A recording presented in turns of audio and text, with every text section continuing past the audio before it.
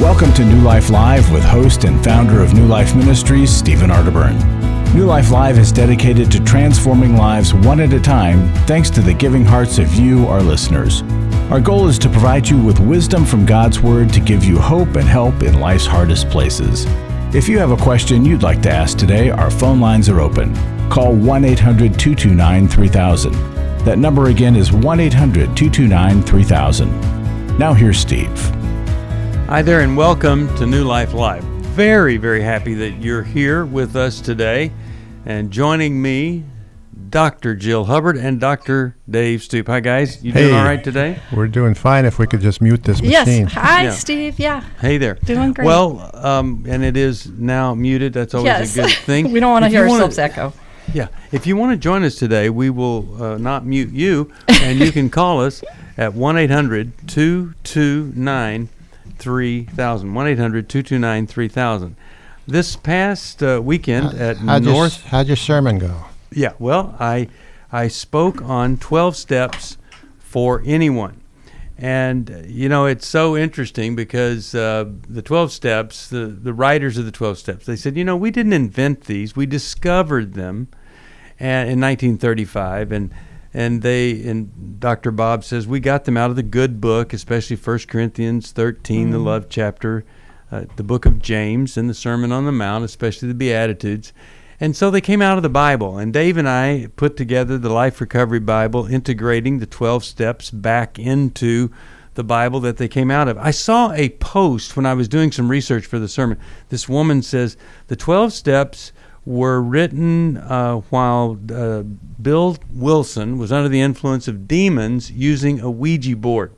And and so here's what I said, you know, to the folks. Do you believe that that confession is a solid spiritual principle of the faith? Do you believe that repentance and making restitution, do you believe in witnessing to other people? Are these things that are basic spiritual? Do you believe in surrendering your life to God and turning problems over to God?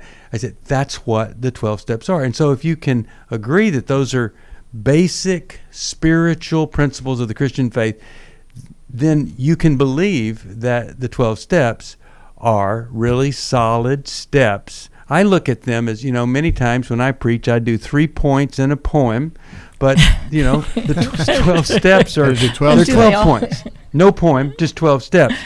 And I really enjoyed speaking about it, and I tell you, the feedback was really, really good. So you could see that. We have it available for you on our website, on the home page of newlife.com, 12 steps for anyone. Now, maybe you don't want to work the 12 steps. Maybe you don't even want to think about them. But if you listen to this message, I think what you would do is you'd find some things that you might want to work on. And I started out the message by saying, what is the number one thing we're called to do? What is the biggest priority in life? Well, when Jesus was asked that, he said, loving God with everything you have and loving people as you love yourself. So what does that say? Let's boil it down. Loving well is our ultimate goal, responsibility, challenge, loving well. So what are the 12 steps for? Anything that's standing in your way of loving well, that's what you can use the 12 steps for. So it may not be some kind of addiction. It may be an obsession, could be a compulsion, could be a thought that Satan uses. It could be something you did a long time ago that's still plaguing you. Anything that prevents you from loving well is something we want to help you with. The 12 steps can help you with. You have to call us first at 1-800-NEW-LIFE. But today, if you want to be on radio, 1-800-229-3000. Dr. Jill Hubbard, Dr. Dave Stoop, and me, Steve Arterburn. I talked about the Life Recovery Bible being used by Prison Fellowship. They're giving them away to any prisoner that fills out a card. I just think that's fantastic. We'll take a break, come right back, 1-800-229-3000. Maybe you've seen something pop up on your husband's phone or a website on a computer, and you're just thinking something isn't quite right in my marriage, and you think it might have to do with sexual integrity issues. Well, you're not alone, and we have a place for you to come and connect with other women who have the same kinds of questions or who maybe already know the truth. Restore Workshop will educate you on the key issues and then connect you to a small group of women walking through the same difficult journey. Between main sessions and small groups, you walk in scared and alone and as strangers, and you leave having a support system that can help you see your way through this.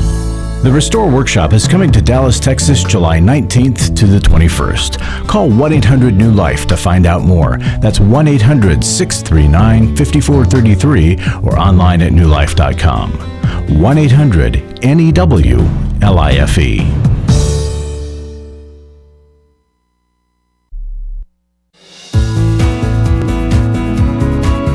To find out more information about New Life or to order any of the resources mentioned on today's program, call 1-800-NEW-LIFE. Now back to New Life Live. We are back. Steve Arterburn here with Dr. Dave Stoop, Dr. Jill Hubbard. We're going to the phones at 1-800-229-3000. And here is Serenity from Littleton, Colorado. She listens online. We do have an app. It's an amazing app at the App Store. And we also, you can just go to newlife.com. So here we are. Serenity, how are you today? What a perfect name after your intro, Steve. Yes. On the 12 steps. That Serenity couldn't have Prayer been planned Team. more perfectly. Yeah. Yeah, How you doing? That's my Christian name. I am a Christian, born again, Spirit-filled, and my husband is born again, Spirit-filled. Have you ever heard the song, Should I Leave? Should I Stay? Should I Go? Should I stay Yes. or should I go? Yes. Yes. Yeah. Yeah, well, it's like this. 6 years, he's with me 24 since we've been married 6 years. He doesn't leave the house. But he had a residual past history of pornography for many years and looking at magazines. Now, when he has intercourse with me, it's intercourse in his mind. And he has sexual images. These occur often, and it's causing me trauma. And not often. He's reading, I found him sexual immorality scriptures, and he's reading them faithfully with me every morning. And he doesn't leave the house to go stray. Mm-hmm. You know, I know grace and forgiveness is there for me, but what about my feelings of anger and betrayal, you know? And Sure. So what is the question for us then? Mm-hmm. What are you most interested in? How do I deal with his sexual images that are a reflection from his history? Yeah, okay.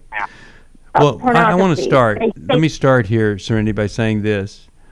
I know that this is horrific for you, and a lot of times women tell us that when a man has used pornography, they feel like it's worse than if it had been a real person that had flaws and all these kinds of things. But I'm wondering, do you think that he would like to be free of this or not? He wants to be free of it. He's a born-again spiritual Christian, and he's practicing every morning scriptures on immorality. Okay. And now here's he the has thing. prayer cards. Okay. So the Bible tells us, James 5:16, confess your sins one to another and pray for each other that you might be healed. Is there any man that he has opened up to about this and is helping him? He did. He had a Christian therapist. Okay. And I don't know, I guess his Christian therapist, we quit going to him. He said he had the same issue, and I felt very uncomfortable when we went for couples counseling. He seemed to blame me for trying to help Bill. Oh boy. It didn't work out. So let's hear from Dave and Jill, and then I'll have a comment after we hear what they're thinking. Thank you. He's not acting out anymore, I assume. Absolutely not. There's a personal password, two of them, administrative password and a regular password. Okay. And when he wants to listen to his jazz music because he's a musician, I'm there. Okay, So the problem is he's isolated himself from everybody else, and except for you, and you're bearing the responsibility for everything. And he's not getting with a men's group where he can begin to process these things.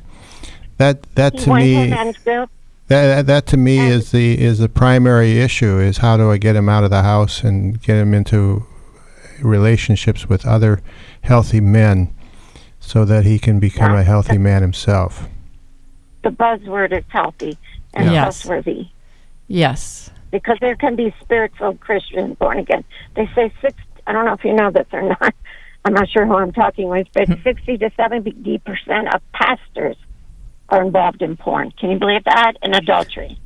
Well, actually the most recent just came out a few days ago from the Barna Research Institute. It shows that the younger the pastor, the more likely that they are involved in some area of pornography to one extent or another. It's very, very pervasive. And do you know how every man that I know that's been free of this, whether it's looking at it or obsessing over it, do you know how they do it?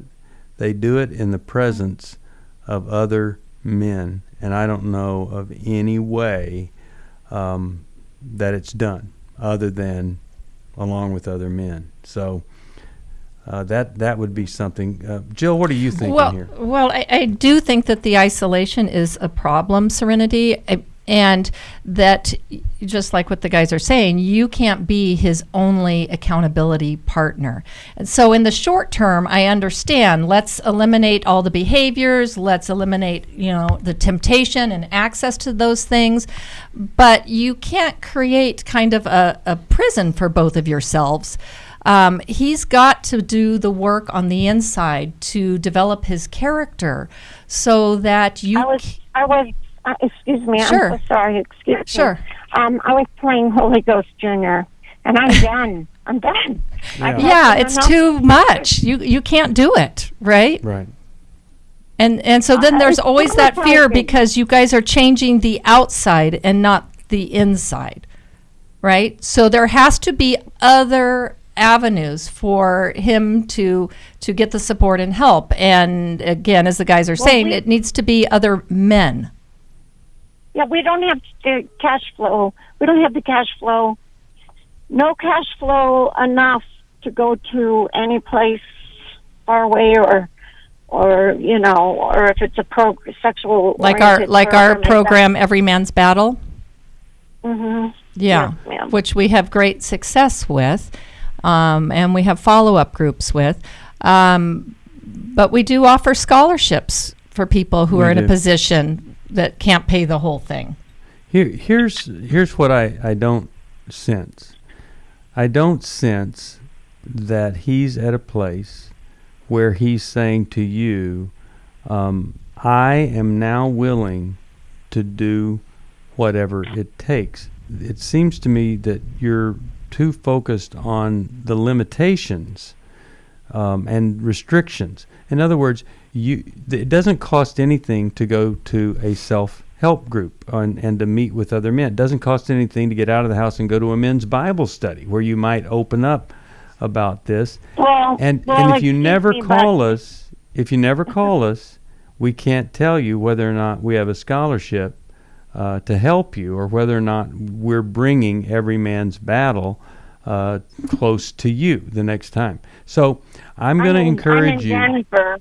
Yeah, we come to Denver with Every Man's Battle, and maybe there is a scholarship that would help him.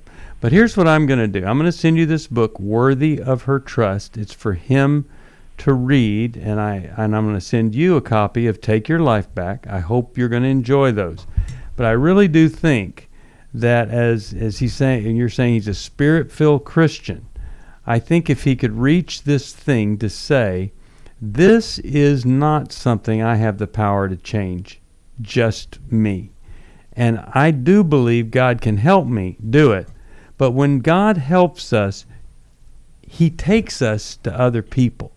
Even if he miraculously delivers us from something, we still have to grow and develop Christian character, and that happens with other people. So I'm hoping that when you tell him that you called, I hope he'll listen to the program, and that he would be willing to get out of the house or to start a Bible study in the house or a group, a support group, where he could be open about the struggle.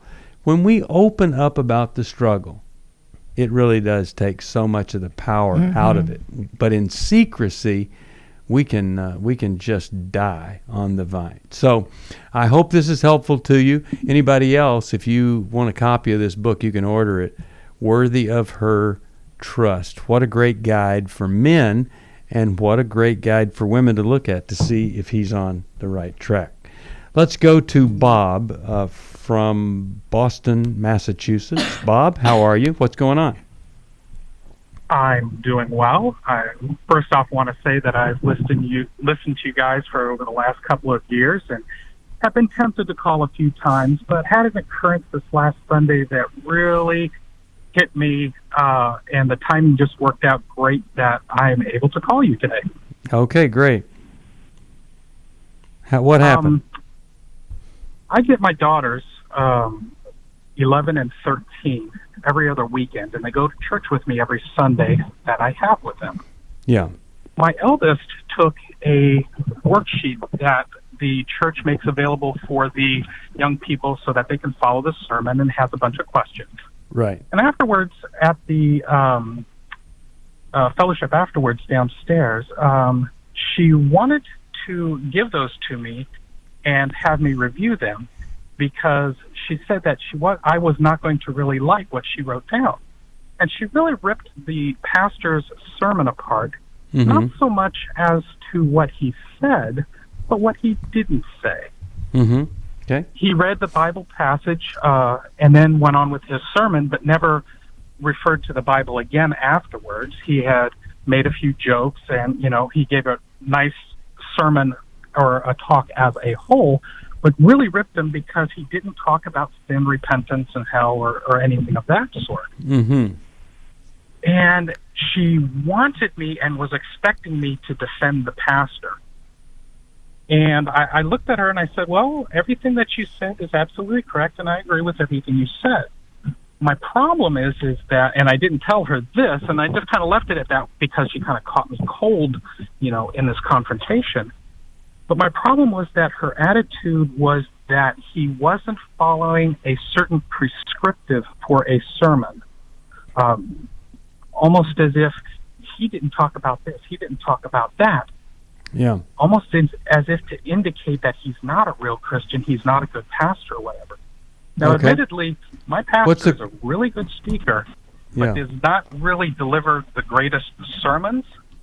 But in terms of shepherding his flock and the people in town, he goes out to meet people on a regular basis. Okay. So we get the picture. So what's the question for us? How do I confront her with this type of attitude that she has, that because he doesn't follow a certain script, I'll be honest, that I suspect that my ex-father-in-law is pushing on her. How do I confront that type of an attitude? Okay. All right. So without destroying her. First of all, I have found that confronting 13-year-olds versus having a conversation, confronting doesn't go as well as conversations do. So I would have a conversation. I should not have used confronting. I'll admit that. But how do I talk to her about this? Yeah. Okay. And then the second thing I would say is that every one of these things is an opportunity for connection, not correcting her attitude. So that would be that's my perspective when I go into something like this. This is our connection point. This is not where I come in, I've got the right answer, you've got the wrong answer. So what she really is kind of verging on or is into is kind of being legalistic, judgmental, critical, versus accepting, loving, and trying to understand. Now, when I preach, my goal is that a 13-year-old would go home, and on the way home, they would say to their parents, hey, that wasn't so bad. When John MacArthur, I heard that when he preaches, he is trying to convince, or he's trying to provide new insight to the most learned Bible scholar that's listening to him. And so I'm going for the 13-year-old. He's going for the scholar. It's kind of typical. But like this weekend, when I said, how do you know you have a problem? Well, if life is one awkward moment separated by snacks, you just might have a problem. I use humor. She would hate my preaching. And a lot of us that speak, we sacrifice 15% of the audience to try to reach the other 85%.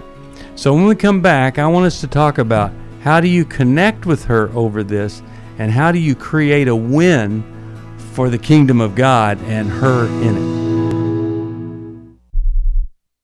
For most of my life, I've been dealing with an opiate addiction. Why is opioid addiction quickly becoming one of our nation's biggest killers? Maybe it's because it isn't only those who are addicted who are in denial. We did what I see so many parents do, is it can't be an addiction. There's something medically wrong. It's impossible to solve a problem when you don't know what you're up against, and families will try to find any explanation except the one that will put them on the right path. Alcoholism and drug addiction is a family disease. It doesn't affect just the individual. If someone you love is abusing painkillers, know what you're up against. It's time to admit it's addiction and seek treatment. Call us today at 1-800-NEW-LIFE. We have Christ-centered partner treatment centers around the country. Call 1-800-639-5433 or visit us online at newlife.com. We just made a decision. We will do whatever it takes. 1-800-NEW-LIFE. Hi, this is Steve Arterburn, and for 30 years, New Life has been the most trusted name in Christian counseling. Your ministry has saved my life. If you struggle with emotional hurt, family or marriage problems, the pit of depression, or the pain of addictions, we can help. I'm down 100 pounds now from what I was. You guys are awesome. You're a blessing to America. Our treatment programs provide clinically appropriate solutions from licensed professionals, all in a biblical framework. I have had problems with alcohol. I think God has ordained this place to be His. You don't have to be a prisoner of your pain. Help is available at 1-800-NEW-LIFE. She tells me that I'm a new man, and I feel like a new man. It worked for me, and it can work for them too. This time it is different. If you're ready to take the first step toward genuine spiritual and emotional healing, please call us today at 1-800-NEW-LIFE. God can open the door to a better tomorrow right now. Call 1-800-NEW-LIFE. That's 1-800-639-5433.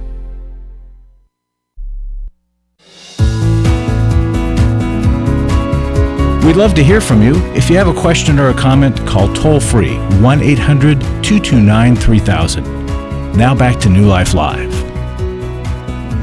We're back. We're talking with Bob, and 13-year-old daughter was critical of the pastor, and this father really wants to do something helpful. So, Bob, we've been talking about this. Jill, I'll let you get started. Here's an approach to this that might make this a huge win for the kingdom of God and your relationship with her. Right. Well, we were talking about how you want to connect with her, Bob, and you want to find ways, kind of inroads to her heart. So just debating her is not usually the way to go. I think you can compliment her for the things that are positive about what she's doing. We were talking about that she was there, she was listening, she was observing, and she was trying to have some discernment. And also she was aware of things that might stir up some fear in her, and that you're, curious about those things. Also, you eventually want to get her mind wrapped around the idea of grace and how you balance that out with truth. But one of the ways, and Dave had an idea for kind of modeling grace versus just telling her or preaching to her about it. Yeah, I would suggest that she practice with you how she might tell the pastor these things. And you role play with her as if you're the pastor, and respond in terms of guiding her through your response to that position of grace. Because I would hope that she wouldn't go in and just kind of bombard the pastor with her ideas. But if she does say, well, what's the chance of him hearing you if that's the case? And keep practicing with her until she gets the idea of graceful confrontation that succeeds. Right. So, and so Bob, you're bringing it into a relational context instead of she's checking off the boxes and then discarding him as a person, right? So we're also helping her to integrate good and bad. And so I was suggesting that you set up a meeting after you role play with her and the pastor and you tell the pastor that she did this and you're really wanting this to be a big win. She probably just sees him as the role of pastor, and if you can get her to sit down with him, he'll become a human. He can explain, just like I did earlier, why he uses humor, what he finds effective, and he can really support her, just like we're encouraging you to do, for being there, for observing, for listening, taking notes, and having an opinion, which so many kids don't have. What do you think about all of that? I think it sounds really wonderful on the whole. I think that there are other situations and other scenarios on the backside that I was not able to express out that would tend to say that this is going to not work very well. But I will... Why? Why do you think that? Well, okay, and again, it's just a matter of time. And it has to deal with the living situation that she's in. Right. I thought you were going to go there, and let me just say this. You must not react to the living situation she's in. And never reveal to her that you have thoughts that her feelings and thoughts come from her living situation. Because, of course, they do. But what you want to do is respond with you, not react to him. That's my best. Right, because you don't have control over what they do. Yeah. You only can show her something different. I did not want to respond to her right away when she was confronted with me. I just agreed with that she had a lot of valid points, and I agreed with her. Right. But why do you think it's not going to work? Because of why do you think the influence of this other man in her life, why do you think it's not going to work because of that? Because he is one of the pillars of his church. And he has that air of authority that what he says is right. And you're her father, though. Elder, and because he is a elder figure in her life, and she has spent an incredible amount of time with him before the split, and now is living with them after the split. That is going to be something that I will either I am concerned about hurting her heart and hurting her relationship with her father-in-law when she understands where the lack of grace and that legalistic is not a good thing to have. Okay. Yet so look, but she has to come to that. And reflect. She has to come to that experientially. Yeah. And so she's got to experience something different from you that's even more valid because it's got grace involved. And what you're doing, Bob, is you're planting seeds. This isn't just one conversation. This is you planting seeds. Yes, planting seeds and showing her something different so that when she reaches a certain point where she can even tolerate questioning, she's got some things to draw from. And you're also... Go ahead, Steve. No, finish that. No, you're also giving her, by maybe introducing her to the pastor, you're giving her some different ways to look at things. And she will reject it at first. That's okay. So that at 15, she's looking back on this saying, that was so cool, the way my dad responded to that. Whereas this elder guy, person, is so mean and critical and negative. Or authoritarian, and there will be a time when she pushes against ultimate authority. There's been many times under my breath I've called him a Christian bully, and that's one of the ways I think about him sometimes now. Right. Well, you've got an opportunity here. we're going to wish you the best. We'll be back after this. God pulled me out of the gutter of my life that I was living in. I have done a lot of work over the last 40 years. This is the first time I've ever felt love. I've had such a wonderful weekend here, and for the first time in a long time, I've felt at home. And the Lord has set me free from my mother's story about me not being good enough. The New Life Finding Freedom Workshop is coming to Dallas, Texas, September 20th to the 22nd. We're going to talk about forgiveness and codependency. We're going to understand that family of origin, the unhealthy reactions to it. We're going to talk about the cycle of shame and surrender and developing the plan that moves us forward. There'll be 8 teaching sessions and 6 small group sessions. To register or to learn more about the Finding Freedom Workshop, call 1-800-NEW-LIFE. That's 1-800-639-5433 or online at newlife.com. I am living a new life, and I believe that I have the resources and tools to continue that.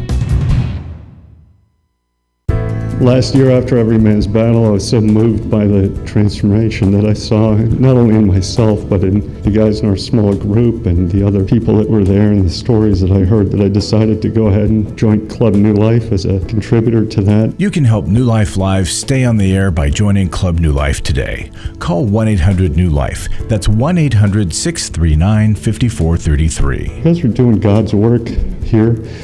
You're restoring marriages. You're giving people hope.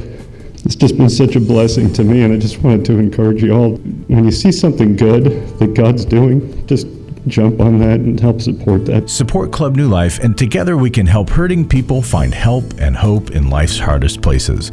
Call 1-800-639-5433. Give your support to them if you can, and just help them do what God's doing here in the world. Call 1-800-639-5433 to join Club New Life today.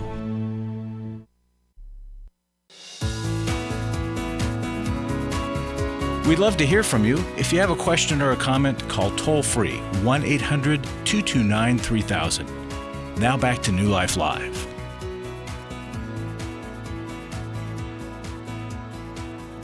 Are we back? All right, we are back. I just lost track of time there and didn't even know we were back on the air. So sorry about that. Larry Sonnenberg's in the studio. And Larry, how you doing? And what do you want to share with us today? Doing really well, thank you. I want to give a report and a continued request for this matching fund we're in. We started this in June, $324,000, and as of today, we have $57,300 left to go. Oh, wow. We are very close. Yeah, very close. 82% has come in and 18% to go. So we're within reach, and we've got about 2 weeks to get there. So that's wonderful. You know, this is not the same as apparel. When you're dressing, you don't want to be too matchy. But here, matchy is the goal. Yes. You can't want to be a little too irregular.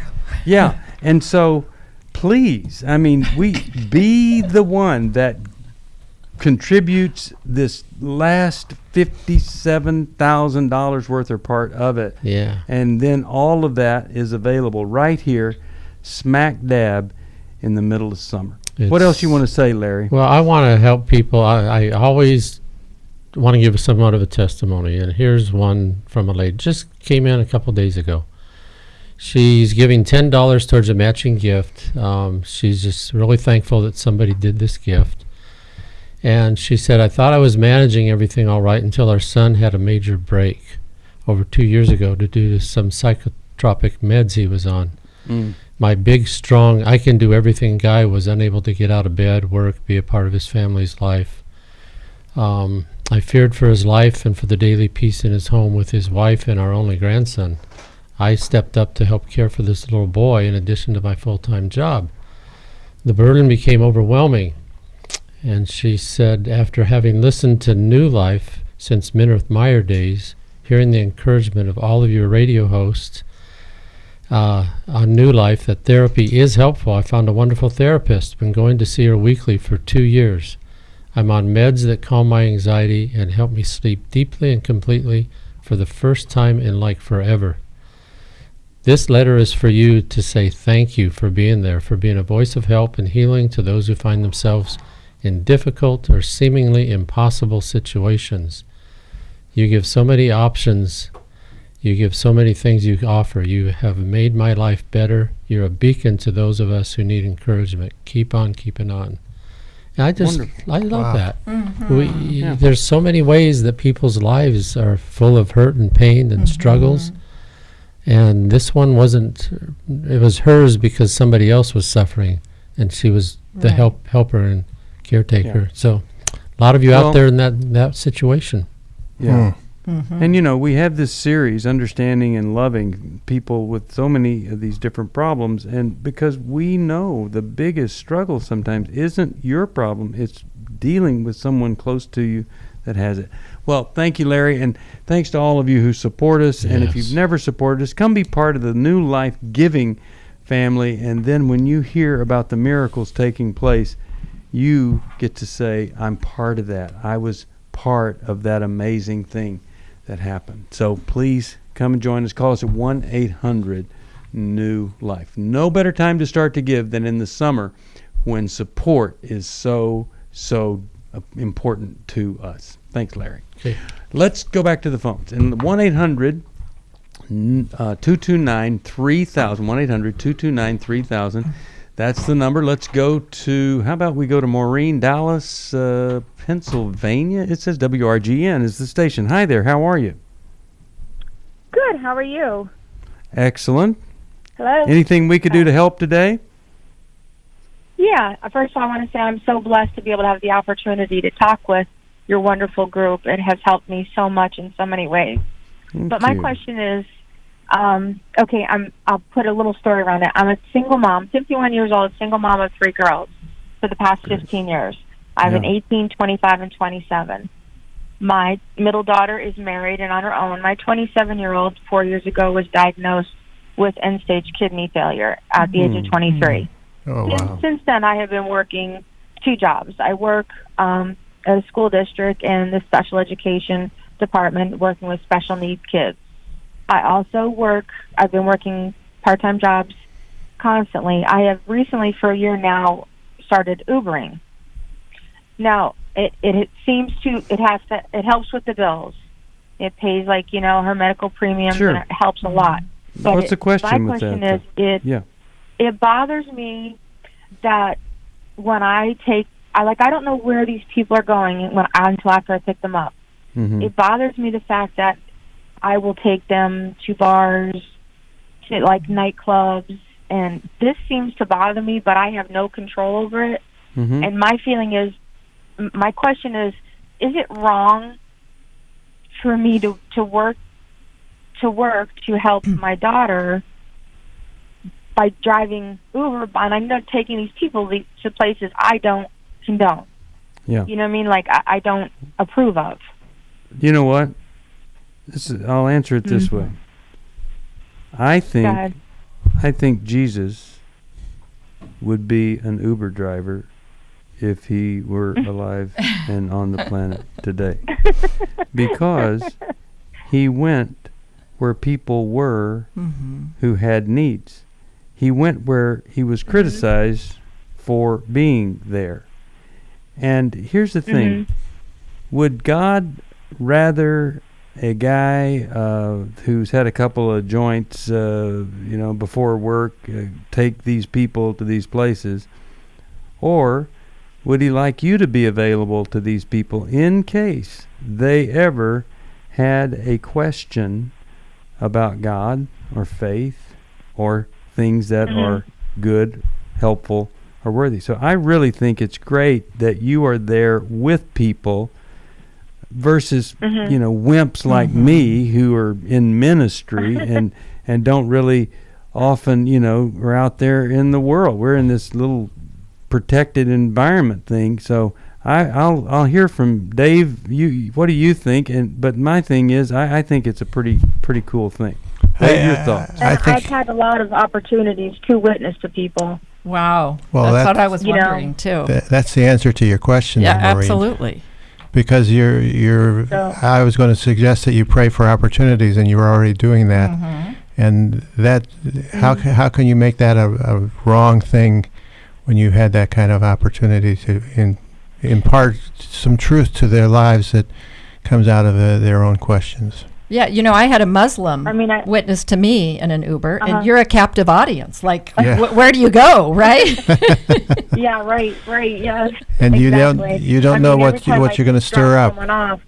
Well, and also, exactly. There are feelings. You're also helping to keep people that are drinking off the streets.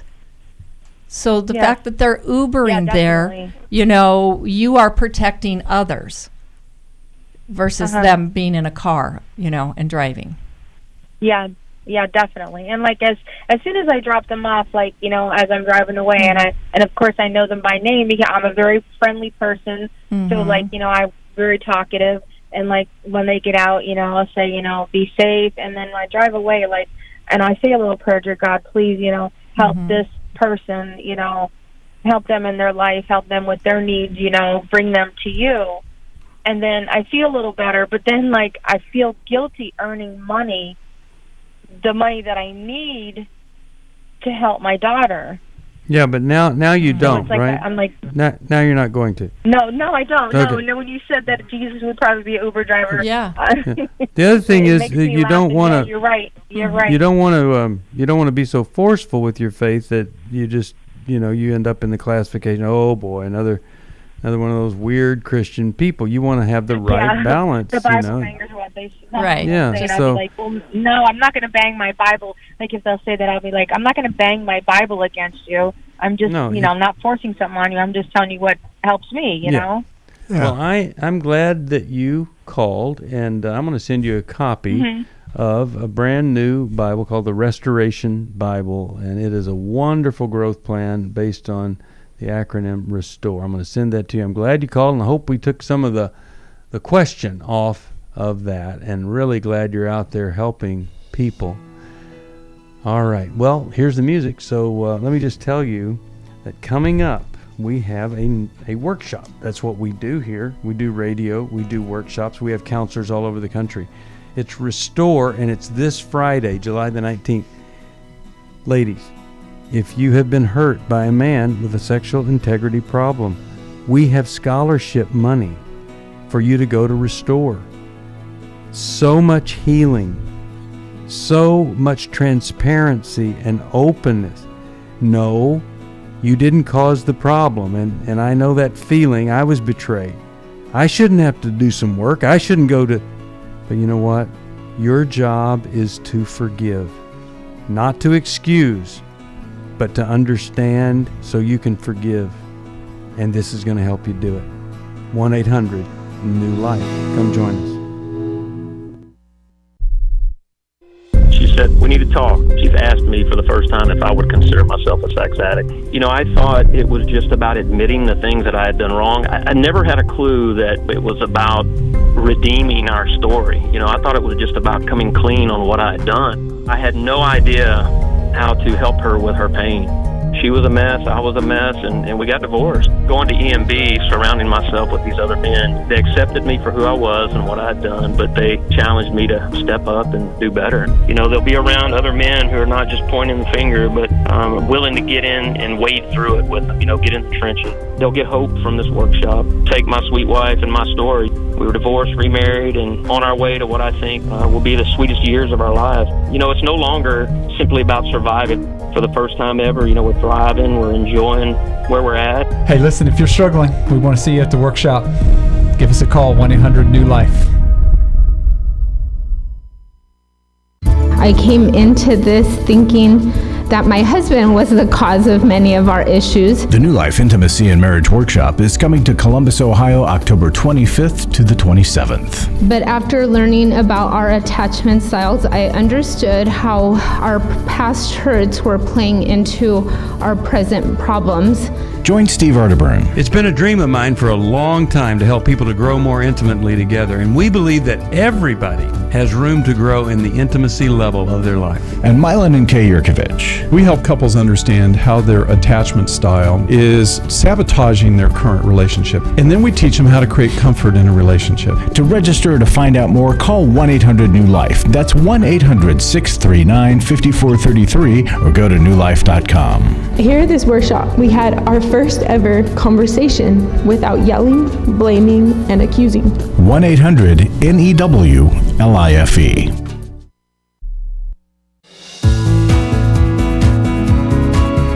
To find out more information about New Life or to order any of the resources mentioned on today's program, call 1-800-NEW-LIFE. Now back to New Life Live. This is Terry McIntosh with a couple of things for you to be aware of. If you want the most up-to-date information from New Life, you can follow New Life Ministries with Steve Arterburn on Facebook, Twitter, and Instagram. You get special offers, connection, and encouragement. And if you are on social media, you might want to get CovenantEyes, our partner in an internet filter for your computer. But it's more than just a filter. It's also an accountability tool.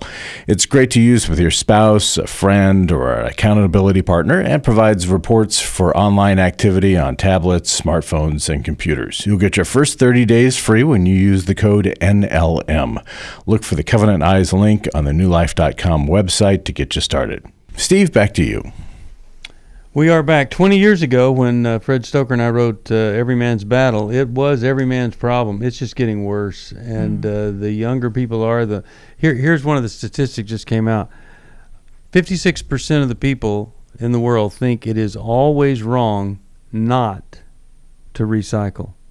Only 33% think it is wrong to look at pornography. So it is better to it's worse to not recycle than to be part of sex trafficking, which is what pornography comes out of, and abuse and all of the things. I think it's so interesting that in our society where we focus on women's rights and new things about and honoring women, that people are making a place like never before for pornography to be okay, not okay. Sounds like you some need people help, are recycling it too. No kidding. All right, let's talk with Anthony from Bakersfield. He listens on the podcast that we do. Hey, how you doing? How can we help you today? I'm not doing too good. I spoke with all three of you probably about 10 months ago. My wife had an affair. A few months after that, she brought her older son to move in with us, 26, 27 years old. Got to the point where he got verbally abusive and physically threatened me. And now we're having problems with our daughter, who's 17. And I'm being attacked again by my wife and my daughter, and I'm fed up. I am so furious that I just need to know what to do now. So, what is your wife's biggest issue? I mean, is she critical of you? Does she blame you for her affair? What's going on? She is very critical of me, and I'm fed up. Okay. And are you getting any kind of help for anything with anybody? I am in a codependency class. Okay, good. But I'm just fed up, and I feel that I despise her. It sounds like I am so angry Yeah. right now. I can't even handle this no more. Mm-hmm. That sounds like exactly what she wants you to feel, Anthony. What do you mean, Dave? You think he's kind of playing into her? Well, she's mistreating him, and she's setting things up and trying to drive him away. Yeah. And I think you need a break from her and from the family and her family, and try to get some... Well, her son's not allowed to be at my house, and he hasn't been there in months. So now he's not in the house. No, absolutely Oh, not. okay. I called the cop. Actually, he called the cops one night and tried to get me in trouble after he caused a scene at my house, and the cops asked him to leave. So, here's the thing. If you can't function in their presence, either he has to go, or you're going to have to leave to keep yourself. Well, he's gone now. He's gone now. He's gone. Okay. He's been gone. All right. But you're still at a point of saying that you're fed up, and it's now just your daughter and your wife. She's so fake. She is so fake. Okay. She when she sees me mad, she pretends to be this. Like, she changes night and day. Like, she's trying to be nice, and I'm just done. Yeah. I'm well, done. Yeah. Okay. So, what are you going to do? Yeah. What does done mean? You have to get help for yourself. I want to know what steps to take next, because you need to take steps to get you to the place that is the answer. One of the great quotes out of the big book of Alcoholics Anonymous is this: acceptance is the answer to all of my problems today. And so if we're so angry and so fed up, and maybe justified to be that way, that we can't think straight, we can't accept the reality, we can't deal with reality, then we've got to get help. So the first thing is you have to become willing to deal with your side of the street. That means you have to get better, you have to get weller than well, so that you know what to do that's helpful for you, and maybe, I don't know, but maybe could be even helpful for the relationship that fell apart. So let's say that the problems in the relationship are 5% you, 95% her. You have to go to work on your 5%. So Jill, what are your you thoughts? use Dave? your anger to mobilize yourself into action, There you go. not to lash out at her. Right. Do nothing for you. Right. that's what happens. And I sit there. Yes. I've been trying to. I try to sit there and listen to her, but it gets so. Then you have to walk abusive away. that I explode. Okay. And You I have try to do the walk right thing by away. sitting down and listening. Because if she's provoking you to the point where then you explode, then all it does is make you look bad, right? And justify creates, her position. Yes, justifies her position and creates problems for you. Okay, because in our anger and emotional, reactivity, people do and say things that they regret later. And you don't want to do that. You don't want to fall into that. Right. So either you have to get help, or there really isn't much hope for you. You are not able to change her or the way she treats you. So you have to get some super help so you can endure and make really good decisions for you, not blowing up and not being desperate. And so if you're in a codependency group, are there people you can also call then when you're feeling at wit's end? The leader. I go to her all the time, and I thought she knows both of us. Basically, she told me the same thing. But I mean, even from Sunday to today, I'm even more mad because I think about everything, and I'm I'm journaling. I wish we had more time. But look, when a person is angry, you have to say, I have to move over here to this place of acceptance. It really is the place for me to be. Out of my anger, what do I need to do? Just going to the codependency group alone has not been enough. There has to be more. I wish we had more time. I'm going to send you this book. I probably sent it to you before, Take Your Life Back, but I really believe that that section on reactive living versus responsive living could really help change things in your life. So I'm going to send it to you again. Anybody wanting a copy, 1-800-NEW-LIFE. If you want to join us on the program right now, we're going to tape a program, 1-800-229-3000. If you can help us with this matching gift, 1-800-NEW-LIFE. If you need help, 1-800-NEW-LIFE. Thank you, Jill. Thank you, Dave. Thanks to all of you. See you next time. Thanks Bye-bye. for listening. We hope this program has helped you by giving you insights for handling the challenges you face in your life. We want you to know that we're here for you.